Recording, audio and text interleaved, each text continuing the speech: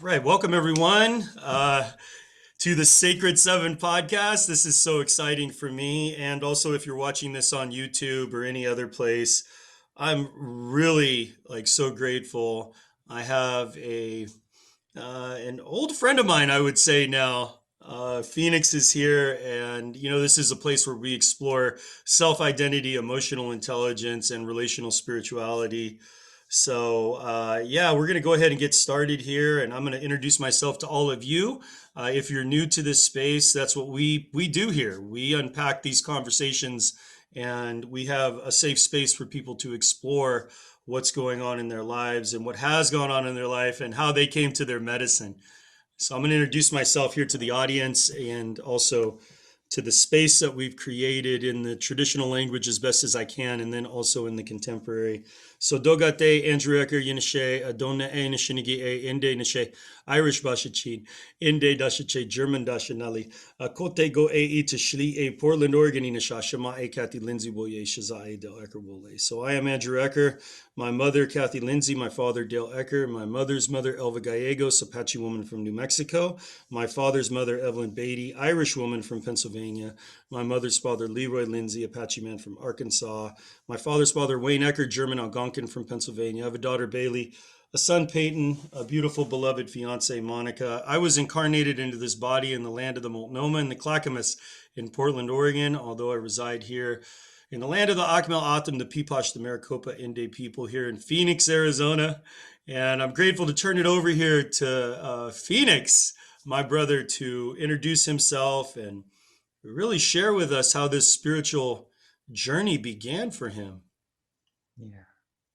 Thanks so much, Andrew. I really appreciate the invite and just pray that everything that I'm going to share today is inspiring and uplifting to those that are out there still suffering their active addictions or whatever mental health issues they might be struggling with, whether that be depression or anxiety or even things like what the medical industry calls schizophrenia or paranoia, psychosis.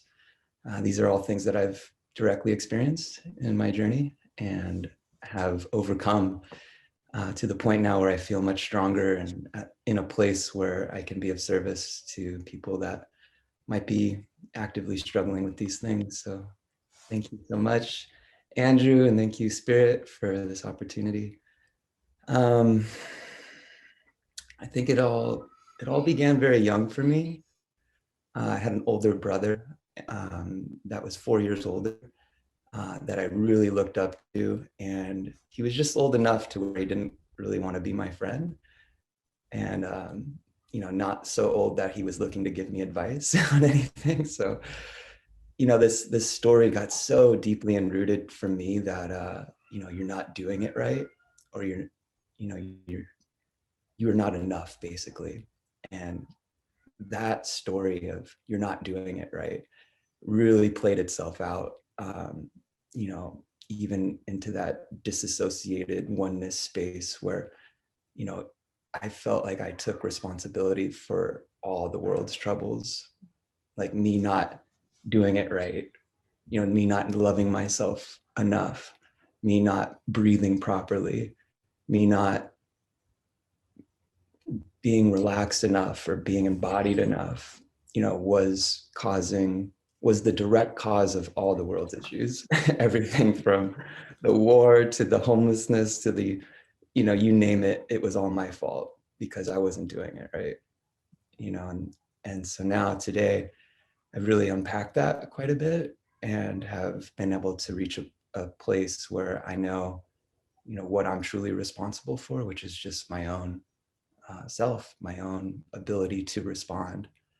And that was a journey to reach that point. And I've learned so much, from that experience. And I know that's really what you're curious to know more about, and are interviewing people that have had this, call it a Christ complex.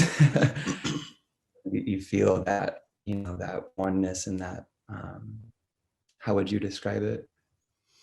Oh man, there's just so many ways to describe it, right? It's I'm the Messiah, I'm the Christ, I'm the cure for the world. And it's like this delicate balance between realizing that all the spiritual teachers out there, all, even people like Dr. Joe Dispenza and all of these great, wisdom keepers in a certain sense, are giving us all these ideas and all these concepts of how we are in control of, our world, our universe. And for me, right, the way that that showed up was thinking to myself, man, I just don't want to live anymore. It started off really beautiful, actually. Let me rewind. It started off with, oh, I'm in love, and everywhere I go, I would feel and see love. And it was like I was attracting all of this beauty into my life. And that lasted for a while. And I started manifesting all of these things and gifts in my life. And then, hard times would come. And I was on my own very early at, the age 18. I was just basically kicked out of the house and told to live, take care of yourself now. And of course, the stress of paying my bills. And then I got on probation. That stress was coming in. So these stressors would ignite this kind of, I don't know how to do this. I don't know how to live. And then I don't know how to live led to I don't want to live. And once I got into that suicidal ideation, now all of the manifestations around me were telling me to die. And it could have been anything like pumping gas and it'd be $6.66, or going to the grocery store and it, ending in $11.11 was my change back. That meant that I was supposed to die. All of these things that led into these confirmation biases, including walking into a room and hearing a song about dying. That meant that I was somehow, that the universe was controlling that song. Or the television, walking into a room and the first thing on the television was a program about suicide. It was all of this stuff reflecting back to me and giving me this kind of dense energy in my life that said, you're it. The universe has created this for you in some sense. And then, that overwhelming feeling led me down a road of, real struggles. And that's really what I try to talk about when we have this opportunity to step into this space. And it shows up in so many different ways in people's lives. Your experience is unique to you, of course, but I feel like there's some similarities there. I felt like, oh, I couldn't make my rent, but I was the Messiah, like how does that work? And how did that show up in many different people's lives that kind of went through that space? So I'd love for you to talk about the idea of this balance. Like, how do we get to this balance of maybe seeing these manifestations in our life, and how do we retract into that space of saying, okay, the healthy place for me is to realize that I'm in control of one person. Yeah, so how do we get there? Yeah, I think, like you said, it's a balance. And for me to know that, people like you and people around the world have all had this really similar experience is really helpful for me to know that we're all kind of having a very similar journey. And, you know, even the emotional spectrum of bliss to, the lowest form of shame or guilt, or suicidal ideation, we all struggle with these feelings. And I'm so grateful that, it's not just me alone by myself doing this, and that there is a lot of people that are on a very similar journey. And I think the more that we connect with those people and we share about our experience and we know that we are not alone in that, that's really what brings the balance and the support that I need, to continue. Because left alone and isolated, I could really create that story of pain and it all being my fault. And, the only option is to blot my consciousness out or to end my life.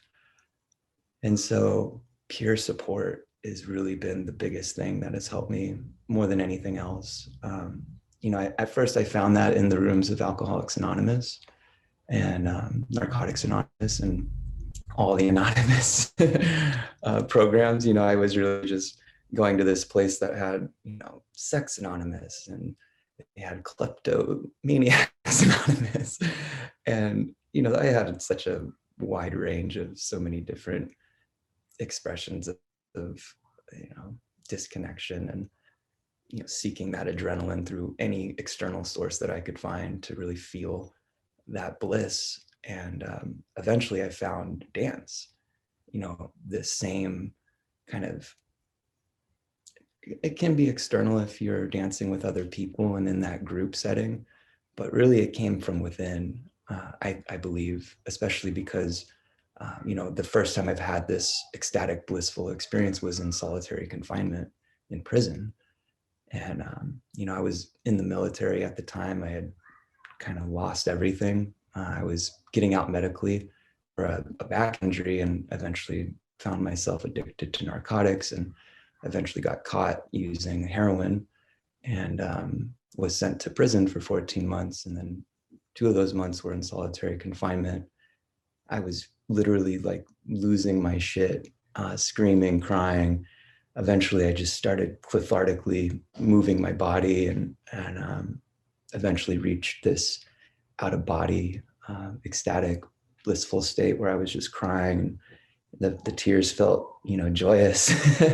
And so I just kept doing it. And I just had this full release. And from that time, I just continued to, develop this practice of non-judgmental movement, just allowing my body to move and to express itself in order to release whatever it was that was in the way of my joy. And yeah, and so, having had that experience, I felt like I had to share it with the world. It was like seeing my favorite movie. I'm like, everybody's got to see this movie.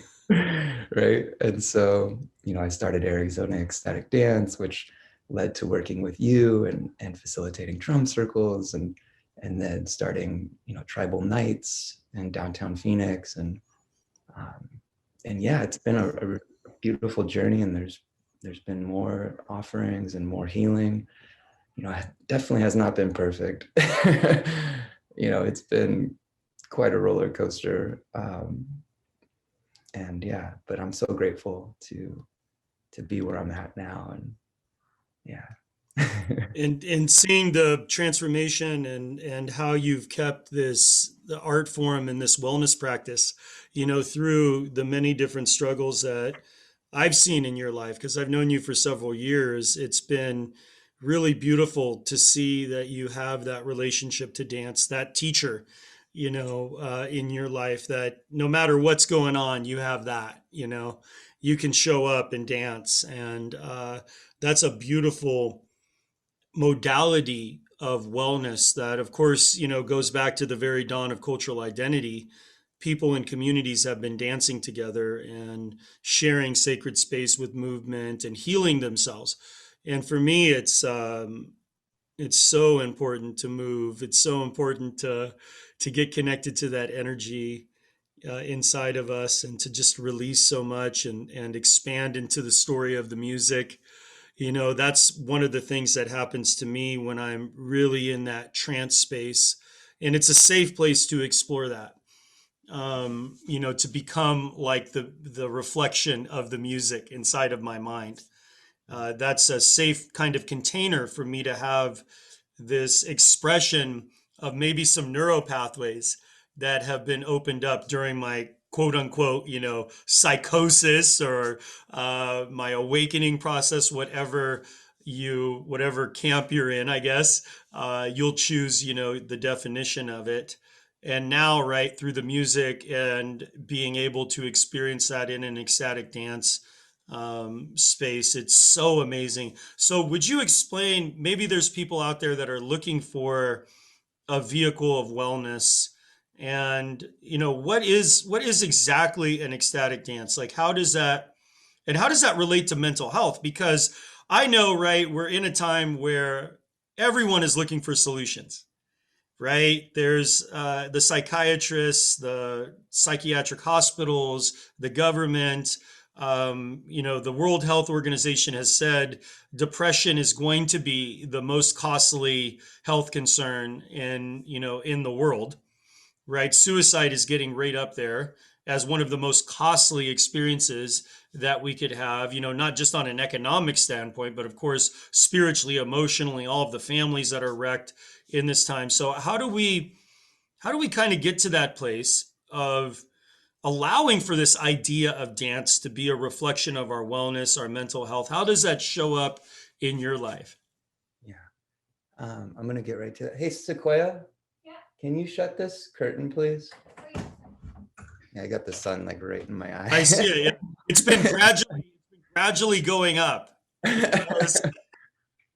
now it's like perfect eye level. Yeah, it's like the top. Okay. Is it okay? I mean, You sit back a bit. okay, I'll just sit back a bit, I guess.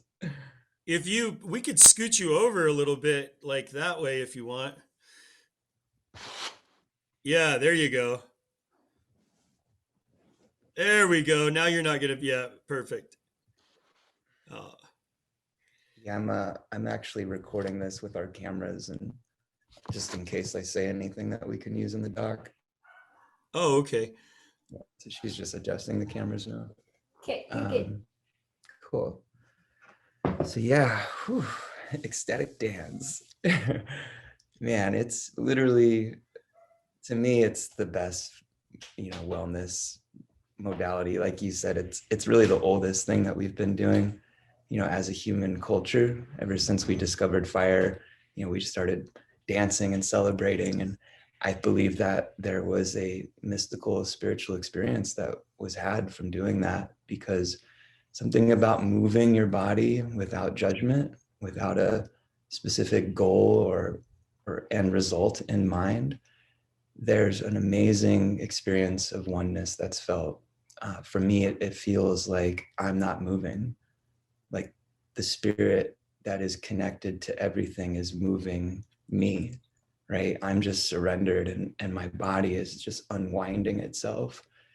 And, I'll tune in and feel certain emotions that are stuck in different cells. And, I'll feel a lot of emotions in my hips and in my upper back. And, this ability to allow those emotions to move, whether that be through the ground or out my hands or out my head, and bringing in new energy with the breath, it's such an amazing experience. And, I had a background in yoga. I hurt my back, and then that's really what kind of began this movement practice. It's very rigid. I kind of just was doing it for the exercise. And I kind of start to being able to, be more flexible and be a little less judgmental, because that's really the key, is to just move without judgment. And that's so easy to say and so hard to do. I remember my first ecstatic dance, I was so nervous, like my legs were shaking. It was like, oh my gosh, what am I doing? Who are these people? Like, I'm not on any drugs. Of course, I've had these experiences on MDMA and on psilocybin and on LSD, and it's just, it's a little different when you're sober, because you don't have these tools that can just, tap you right in. And they have to kind of, through the breath, you have to drop down into the body and bypass the mind and that judgmental thinker that just wants to, make meaning out of everything, whether it's, oh, what are they looking at me? Are they judging? And, oh, what do they think about me? And it's this constant, monkey mind that's really in the way of tapping into that oneness, that spirit that moves us.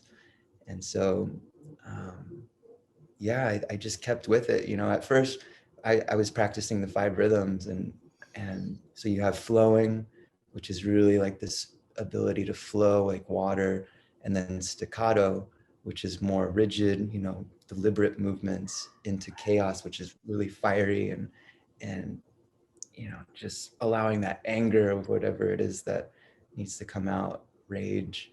But the elements that I struggled with, or the rhythms, or those lyrical, joyous movements. You hear a lot of like classical movement, and to me, I just, at first, it was really hard for me to express myself with that, because a lot of times I think in life I can't express my joy. I don't know what it was about my childhood, but I just felt, just very neutral, kind of stuck in a little lower vibration possibly. And when it came to expressing myself joyously, I found myself really resisting that. And then stillness also, like I would kind of sit down and stretch off to the side because I couldn't really softly move myself, like that stillness that ether can do, because I still had a lot of anxiety that I was working through. And eventually now, like my favorite, elements or um, rhythms are those slower movements. I really enjoy just softening up and moving very slowly and deliberately with the breath. Yeah. It's such a powerful practice to witness a person really come into their space of fullness on the dance floor. It's so liberating to see that happen. And for the listener that's maybe like, what is he talking about? Like, this is really so intense. What happens is it's usually at a dance studio. It can be at a church. It can be in a park. But there's a group of people that are called together to dance, and it's a journey, usually an hour, maybe sometimes 2 hours, maybe even 3 hours. But it's a deliberate journey through music. And that music is utilized to create an intentional expression of movement.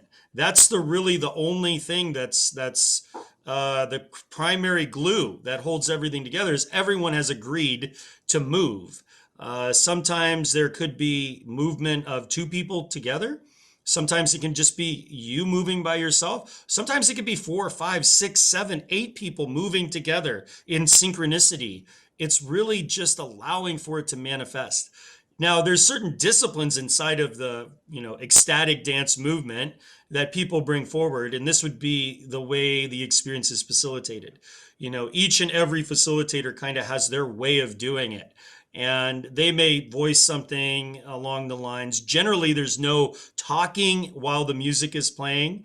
Generally, if there is talking, it's really, whisper kind of thing in somebody's ear. It's not intentional. The focus is on movement. And it is really amazing to see a group of people without alcohol, without like a room with a bong, sitting in it, and people just blazed on ganja, just getting together and just dancing.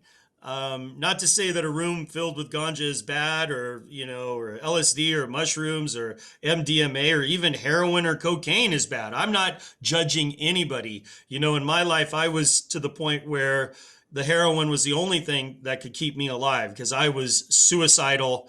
And I thank God that I had heroin, because who knows where I would be. I would probably be off in a ditch someplace in the desert right now. I didn't have the cognitive ability to work my way through what was going on in my mind. So if you're listening to this, no judgment at all, but also maybe give yourself permission to explore being, free of substance, and just moving your body. Like, what does that feel like? I know in my 22 years of sobriety, because it's been 22 years since I pulled the needle out of my arm and put down the crack pipe. It's been like, that's been one of the joys in my life. And we've had a great relationship on the dance floor over these many years. And we've met so many amazing people, and also so many people that really have a lot of trauma. Ecstatic dance is like a church. People go there because they're sick, a lot of them, and they need a vehicle to release their sickness. And I'm talking about mental, energetic disorders that people have. And you might be in the middle of a dance and people may be screaming and crying on the floor, throwing themselves in a tantrum. I've experienced these kind of things at ecstatic dance because it is a free place to express your emotions and to just become an emotion if you want. I mean, literally, it's a powerful, powerful vehicle for transformation. And I just believe that it would be so beautiful if we seen ecstatic dance at psychiatric hospitals, if we seen more drum circles at psychiatric hospitals, if we seen more of these vehicles that have been a part of the human experience since the dawn of cultural identity, what it would be like for individuals that are so captive, so afraid, to be able to experience that level of joy. It would just be beautiful. So thank you for bringing that conversation up and sharing with us your practice. And I would like to hear, have you been able to create opportunities? I know that you're an advocate in mental health, and I know that you do your best to get out there and share these practices with individuals that are suffering with depression or all the different labels, right? Has this been something that you've been able to achieve in your life, and what does that look like? Yeah, I when I came out here to Los Angeles, I was first led to discovering this peer ran community organization called Share. Basically, they are completely peer ran, which means that everybody that works there has direct experience with extreme states, meaning like schizophrenia, paranoia, these types of really intense states, and also has direct experience with the mental institution. And so these people, whether or not they're on medication still, they have recovered, right? They have reached a point in their journey where they feel stable and able to help others. And really, that's the thing that gives them purpose, right? When they're being of service. And so, what better way than to open a peer ran organization so that these people that want to be of service can actually be paid for their unique ability to help others? Because without that direct experience of extreme states and of the mental institution, nobody can understand fully of what that person that is struggling is going through.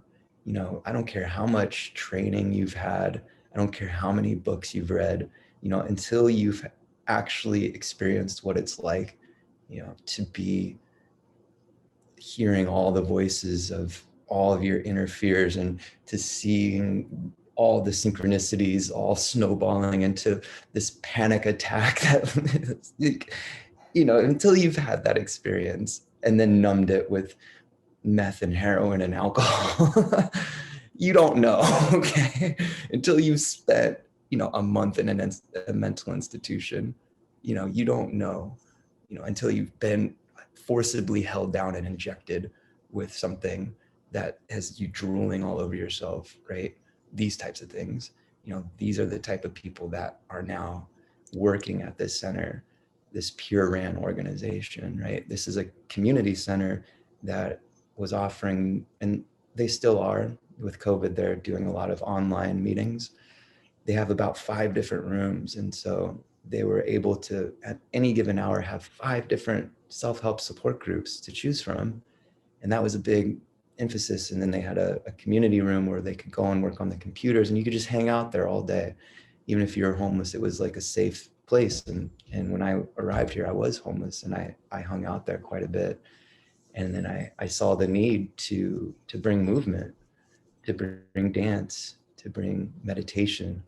And so I started the nonprofit TribaLights, and that was our first outreach initiative. Was I called it the mindfulness mindful movement support group. And yeah, I brought in different facilitators. You know, we explored a lot of different types of movement, from Tai Chi to yoga. We even did acro yoga, and we'd always end it with free form dance at the end.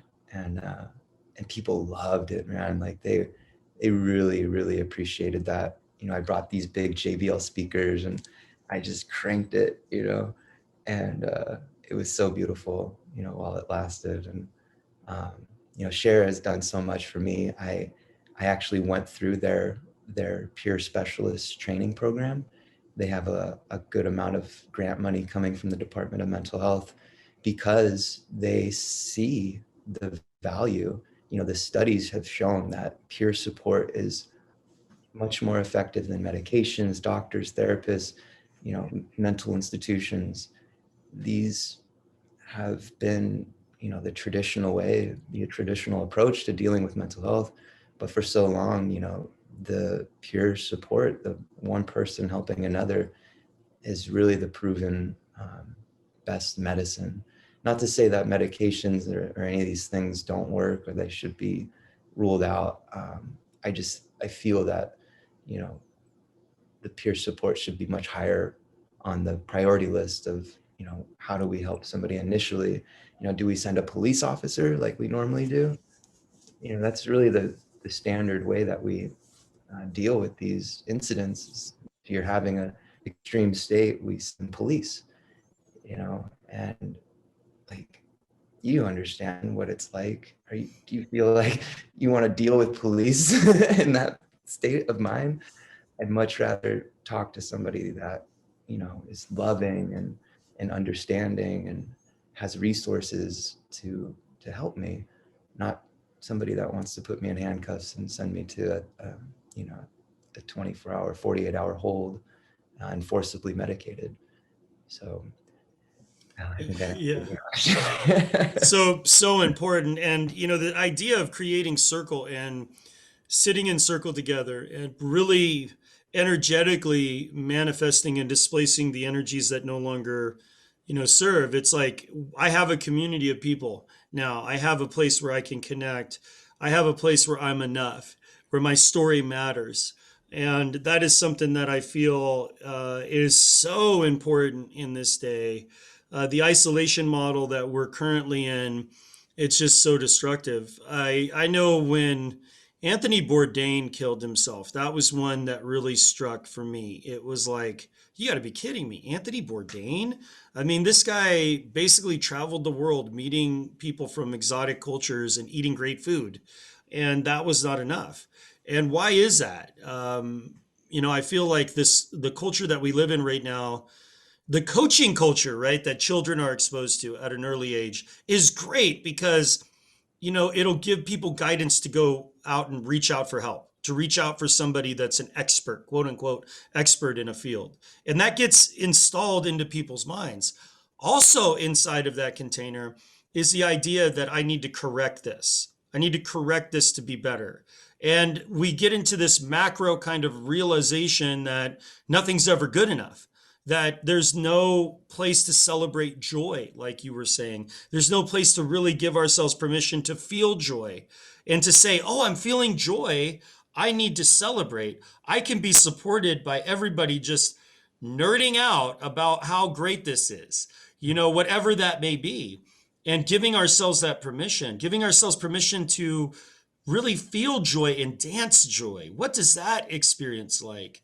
And these whole, you know, thousands and thousands of emotions that are different at any given breath that we take in, having a safe place to explore that is vital for communities that are wanting to have successful earthlings. And the system has done a real injustice to people that have gone through the struggle of the expansive consciousness or a spiritual awakening or, you know, a psychosis. Either way, like, we need to get to the place where we're thinking about how we create communities for special people, how we create ways of living around our children that are dealing with autism and that are on the spectrum in some way, and our elders that are dealing with memory loss. Like, we need to evaluate the way our whole structure of our cities is created in order to really live in a good way. And these sorts of peer-based support solutions, these are vital. And all of us, it's so great that all of us are a peer. Every single one of us is a person in community. We are mending the hoop when we show up in that way. And I'm so grateful that you have had the opportunity to share your experience and your hope and to bring your gift of facilitating ecstatic dance to the people that need it so desperately. I know in my work, I've facilitated so many great events in my life, but yet the events that I really love to facilitate are the ones where I go into hospitals that are dark and dingy and have locked doors where you got to put a code in order to get to the people, literal captive places. It smells sometimes in there, and you go in there with the drum and you get people dancing and drumming together, and it is so powerful because those individuals, they just reflect love. They just show you love. And there's nothing in the world that's more rewarding than having that sensation in your life. It's just such a gift, man. And as you're sharing about the idea of, you don't know what it's like, or it doesn't feel like you can trust someone that hasn't, had the police spray him with mace because they turned their back, or hasn't been beat up by the police. And, that's just such a shame, that comes into our lives, that this is, a reality for many of us that have dealt with mental health issues. Um, I can remember a memory inside of my DNA of there being something different. There being people that would come around you and love you and hold you and allow for you to express your feelings. And as we go forward into the direction that I feel we're hopefully dreaming awake, more opportunities will become um, available to us, and less opportunities for people to die, because the police are not they're not equipped to help a person through this. It's irresponsible to think that they are. That's the decision. It's irresponsible, and it's really it's just not a neighborly, loving thing to call the police on people. Like, that's just it's not something that we should do unless you're actually experiencing violence or something like that, and you need that level of interruption. And even then, it's questionable. Like, even then, there's a lot of other opportunities that you can do to really help people that are struggling. So, man, it's so good to share with you in this space and connect. And I wanted to kind of close in this question that I love asking people, and that is, how do you love yourself, and how are you gentle with yourself? It's a great question. I love that. It's, oh man, yeah, that saying that we are our own worst critic. I think I fully embody that sometimes. Myself such a high standard, and just in the past, I've really struggled with this idea of being perfect, and for me, it's just letting go of that.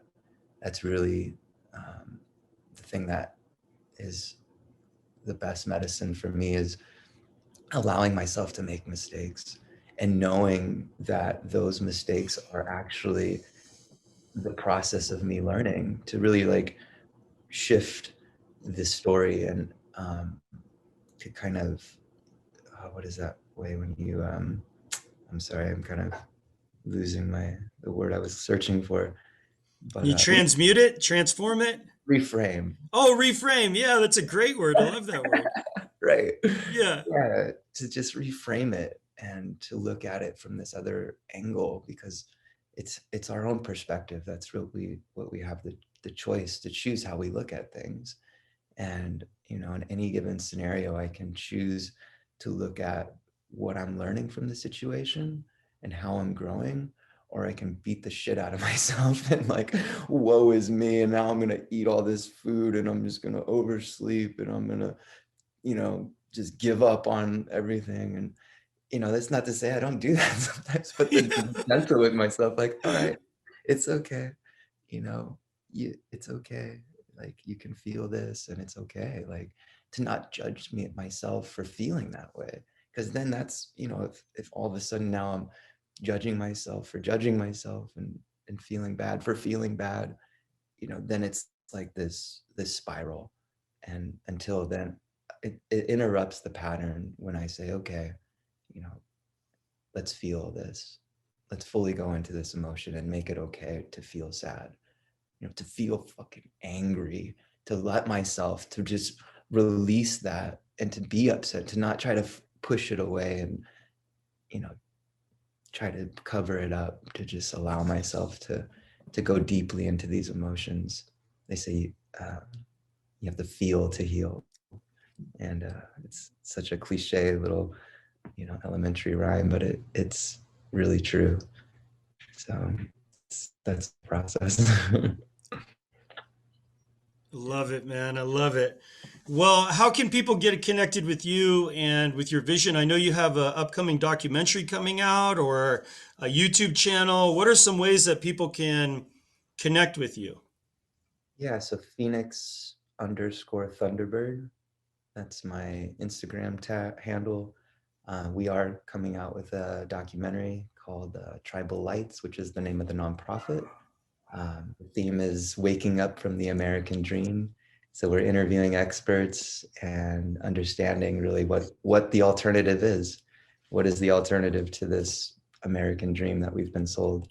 And from that, we plan on creating a land-based institute, center for wellness and for learning, for co-living, and really creating the ideal community that we would all love to live in. So it's an amazing journey, and it's all being guided by spirit. So it's all in divine timing.